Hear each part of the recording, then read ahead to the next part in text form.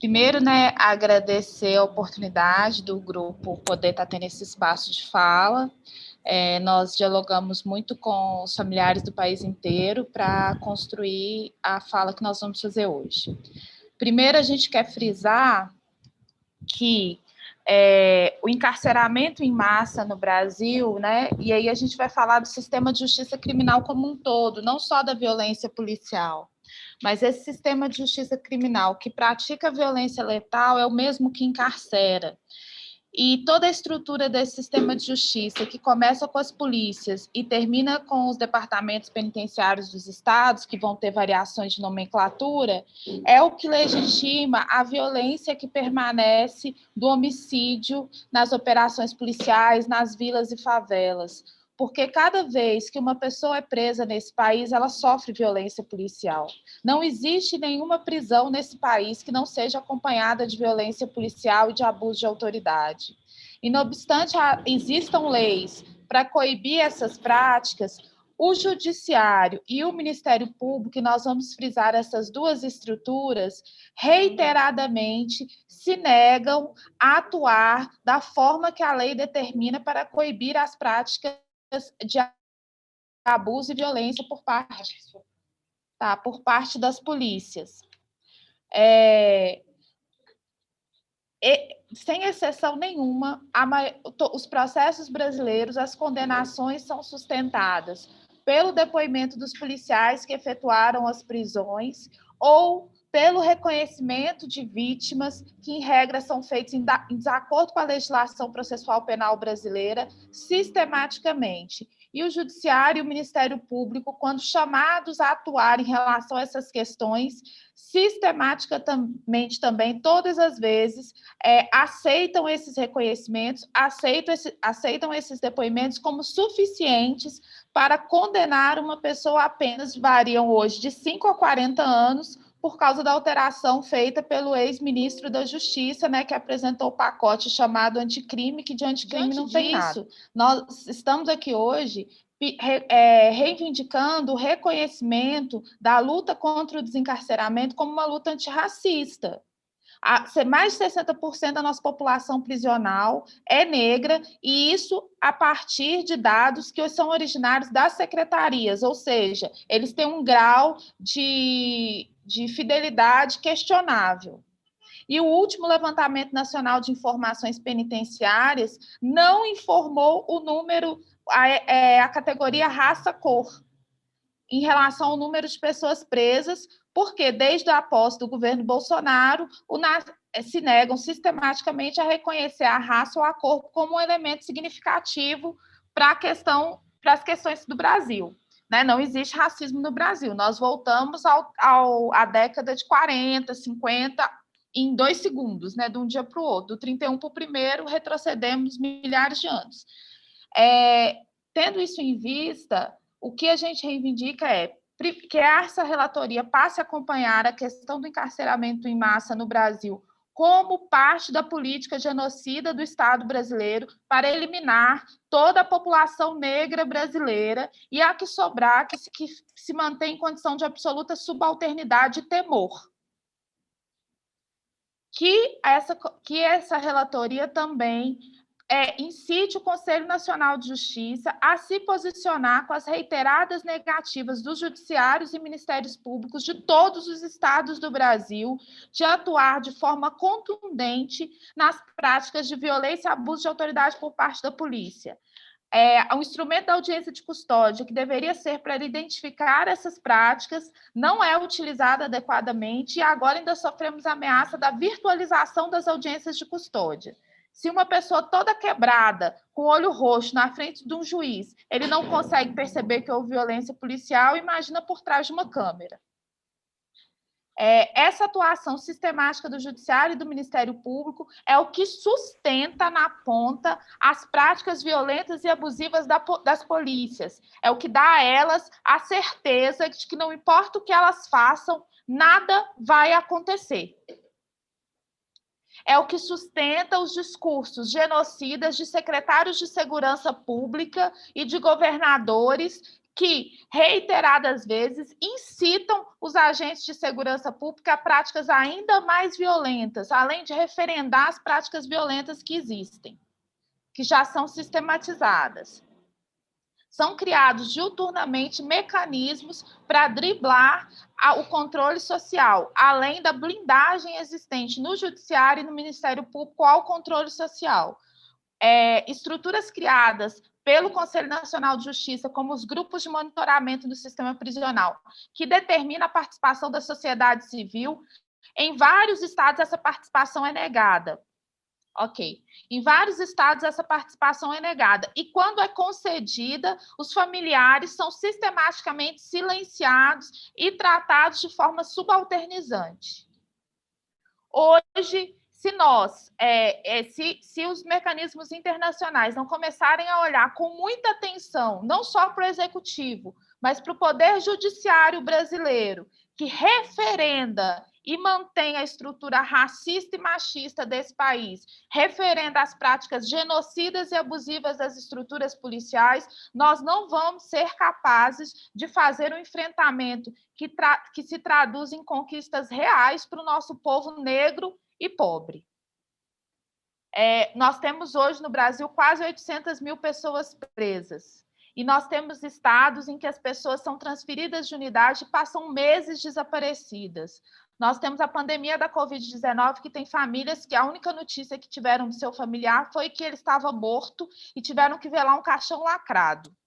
Nós precisamos urgentemente entender que a questão prisional no Brasil é determinante para a vitória da luta antirracista. É isso.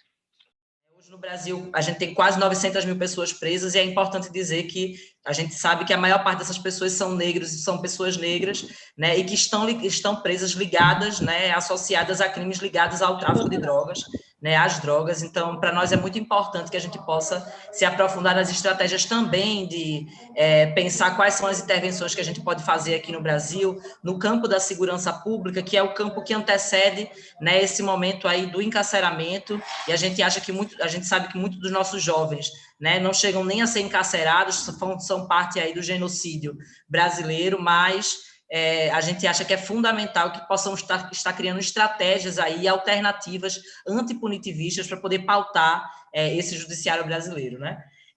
Acho que a pergunta que você fez em relação às polícias, só passando por alto, tem outros companheiros e companheiras aqui também que podem contribuir profundamente com esse debate, né? Mas acho que a polícia militar é a polícia que é comandada pelo Estado, né? Pelos estados, né, brasileiros. Então, são os governadores estaduais que fazem o controle dessa polícia, que é, digamos que é a polícia primeira, né? Aquela polícia que chega primeiro no jovem, que chega primeiro, a primeira abordagem, né? E essa mesma polícia, ela acaba sendo responsável por dizer ou não se aquela pessoa que está sendo ali abordada ou apreendida, ela é criminosa ou não, né? Então, acho que perpassa por um processo que vai, óbvio, de um trabalho ali nas polícias, né, a nível estadual, mas especialmente também a partir do momento que a gente vive nesse país, né, que é um momento que o fascismo tem aumentado cada vez mais, especialmente dentro do campo da segurança pública, e que tem usado os nossos e as nossas, inclusive, como os algozes, né, de nós mesmos. Então, a maior parte da população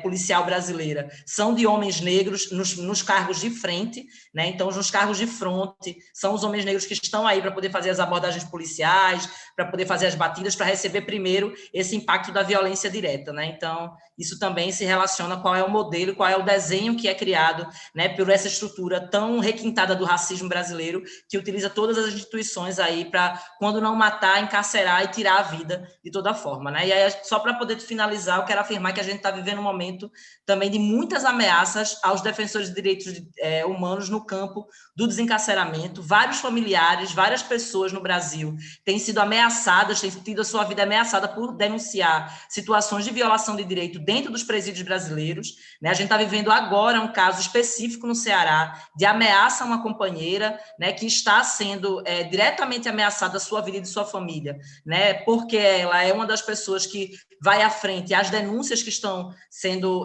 trazidas pelos familiares. Então, para nós também é muito importante que nós possamos pensar nesses ativistas e defensores de direitos humanos que estão na ponta, recebendo e podendo promover aí a visibilidade dos casos e das situações que a gente vivencia no país.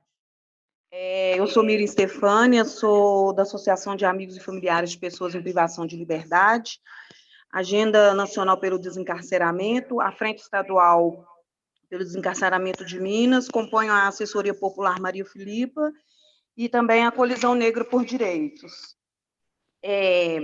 Eu começo a minha fala falando que eu sou abolicionista penal, pois eu não acredito na pena privativa de liberdade como forma de punir as pessoas que estão em conflito com a lei, sendo essa pessoa de qualquer raça. E eu, enquanto familiar de preso, porque eu tenho uma pessoa que está em cumprimento de pena, não se discute racismo sem falar da pauta prisional, porque é de conhecimento de todos que a maioria da população prisional, né, a população carcerária, ela é composta por negros, pessoas negras. E também falar que precisa ser discutido, precisa se olhar as pessoas também que são os LGBTQIA+, que já sofrem a homofobia, sofrem o preconceito, e quando eles são negros e negras, eles sofrem também com o racismo. E também, enquanto familiar, falar das mulheres, né? Porque a maioria das visitantes que adentram as unidades prisionais para visitar os seus familiares são mulheres, e que precisa, né, olhar por essas mulheres também, que são mulheres periféricas, em sua maioria negras, que são tratadas completamente diferente dentro das unidades prisionais pelos agentes de segurança, quando são mulheres negras, né? Porque para a polícia, para o Estado, já termos nascido negros, nós já somos criminosos. O tratamento que é dado para uma pessoa que comete um crime de pele clara, né, pessoas brancas, ele é completamente diferente de uma pessoa negra. A pessoa de pele clara que comete um crime, se ele é jovem, o estudante que teve um desvio de conduta. Se é um jovem negro de periferia, é o bandido, o criminoso, né? E tem também a criminalização desses familiares, dessas pessoas que estão em conflitos com a lei e estão em cumprimento de pena. Então, eu fui bem contemplada com a palavra, né, da Nana, da Ingrid, da Priscila, a Elaine que começou a falar, mas caiu. E eu queria mesmo só deixar essa fala, né, que não se discute racismo sem não discutir a pauta antiprisional, né, a pauta prisional. Esse encarceramento em massa, principalmente da população negra, principalmente dos jovens negros, que ser família não é crime. As mulheres negras que adentram as unidades prisionais para visitar os seus familiares, elas apenas querem exercer o seu direito de serem mães, irmãs, companheiras, namoradas, filhas. Sobre a violência policial, eu quero, como já falaram muitas meninas, eu quero falar que a violência policial ela continua a partir que a pessoa vai presa, porque as revistas dentro das prisões são extremamente violentas, com requinte de tortura mesmo, né? No Amazonas a gente tem exemplos de presos que pegam tiro na boca de armamento menos letal, que perdeu 4 dentes, está com problema na visão. Então, assim, a violência dentro das unidades prisionais pela polícia continua, e é muito grave, porque em todo o país a gente vem seguindo nesse ritmo de denúncia, de questionamento dessa violência, e nada muda, né? Pelo contrário, a tortura, a violência por parte desses policiais só aumentam.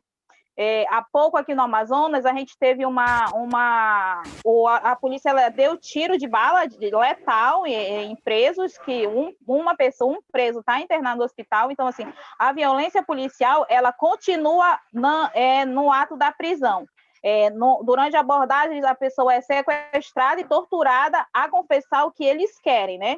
Então, para acrescentar na fala das companheiras que antecederam antes da minha sobre essa pauta da violência policial, e essa minha contribuição dentro das unidades prisionais do país. É muita violência. Aqui no Amazonas, além do nosso problema com racismo e social, também a gente tem o problema da população indígena, que não é reconhecida como indígena e silenciada enquanto a isso. Aqui no nosso estado, por exemplo, a gente não tem nenhuma lista, apesar de vários questionamentos oficiais e informais a essa questão da população indígena encarcerada, e não há esses dados. Simplesmente não nos fornecem ou falam que não tem. E a gente sabe que existe, a gente sabe que tem. Então, assim, é muito grave essa pauta muito extensa para o pouco tempo que temos para falar a respeito disso, e já está desesperador.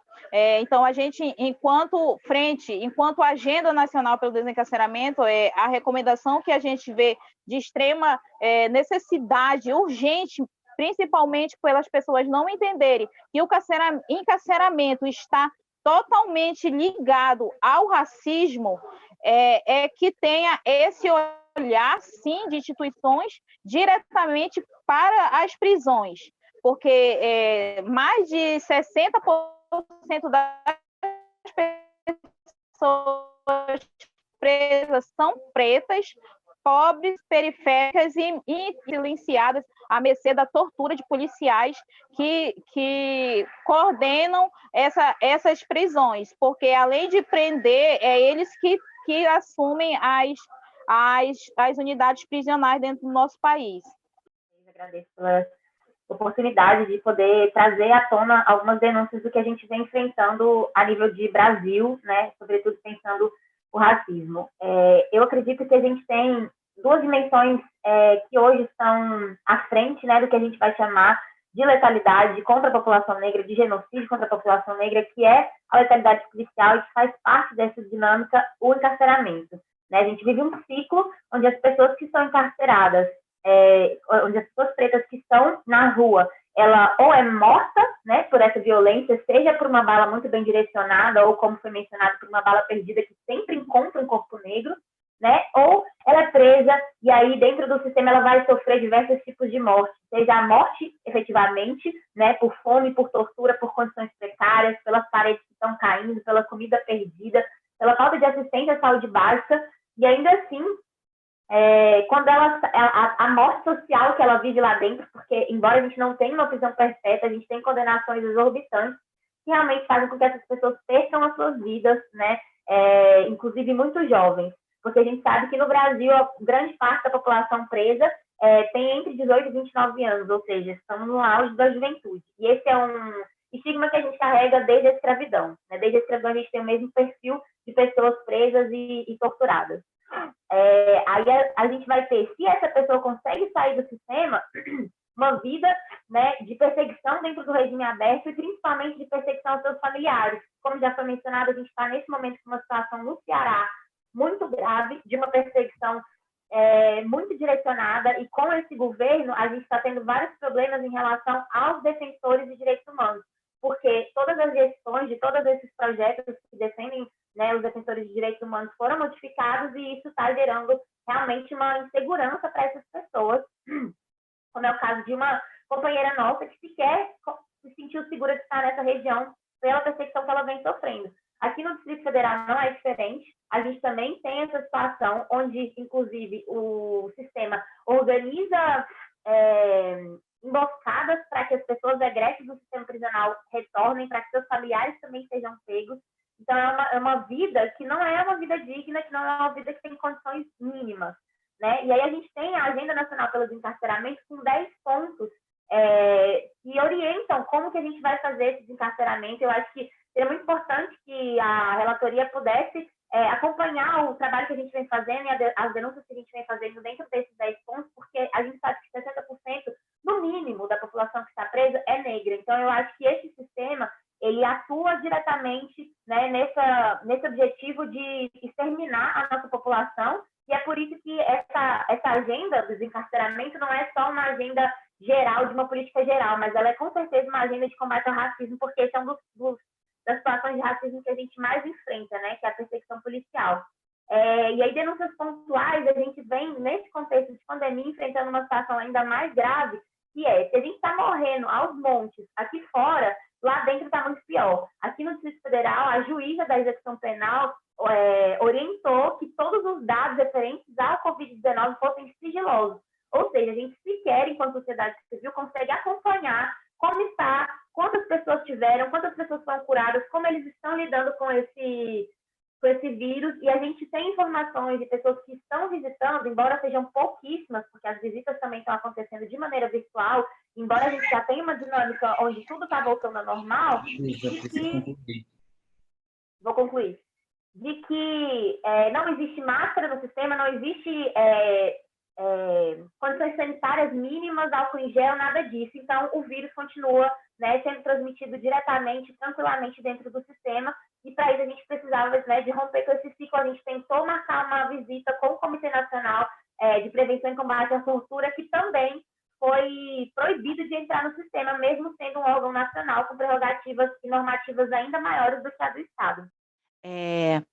Sobre a fala da relatora sobre recomendação, muito importante a recomendação direcionada para o Ministério Público, para o Conselho Nacional do Ministério Público, para o exercício do controle externo da atividade policial. Porque se o Conselho Nacional do Ministério Público implementar o controle da atividade policial em todo o Brasil, com certeza 90% das mortes não acontecerão. É porque não exerce, né? A função constitucional eles não querem, eles acham que é a favor fazer isso. Então, essa é uma recomendação prioritária. E também que lembrar, né, que no Brasil, no Rio de Janeiro, já aconteceu muita chacina, né? Meu irmão sobreviveu à chacina Candelária, que aconteceu há 20 anos. A Cari fez 30 anos ano passado, né? E até hoje ninguém sabe onde estão os corpos de Acari, porque sem corpo não tem crime, né? Essa é a política dita, né, ao longo dos 30 anos de Acari. Uma outra coisa, que desde o governo Bolsonaro, a polícia ficou violenta no Brasil todo. A polícia cometeu chacina no Acre, em Rondônia, né, no Ceará, em Salvador, desde que o presidente assumiu e que vem com um discurso, né, de que bandido bom é bandido morto e tiro na cabecinha, que a polícia ficou violenta. Eles se sentiram à vontade para fazer o que eles querem. Uma outra coisa é o governo Wilson Witzel, que agora está o vice, e a mesma coisa. Então, o que precisa é recomendação também no discurso dos governantes, né? Os governantes não falam que não toleram, eles apoiam assassinato, eles apoiam fala racista, né? E assim eles vão se legitimando, perpetuando nos cargos, né? A gente teve aqui no Rio de Janeiro uma eleição para procurador de justiça, onde um procurador-geral de justiça fala que bandido bom é bandido morto, aonde que mulher precisa ser estuprada. Isso é porque ele é um procurador de justiça, né? E ele concorria ao cargo procurador-geral, né? E tem falas racistas muito graves. A gente também precisa saber disso, né? E aí vem uma outra recomendação também que seria importante, porque muita gente agora vem com o discurso que policial é trabalhador.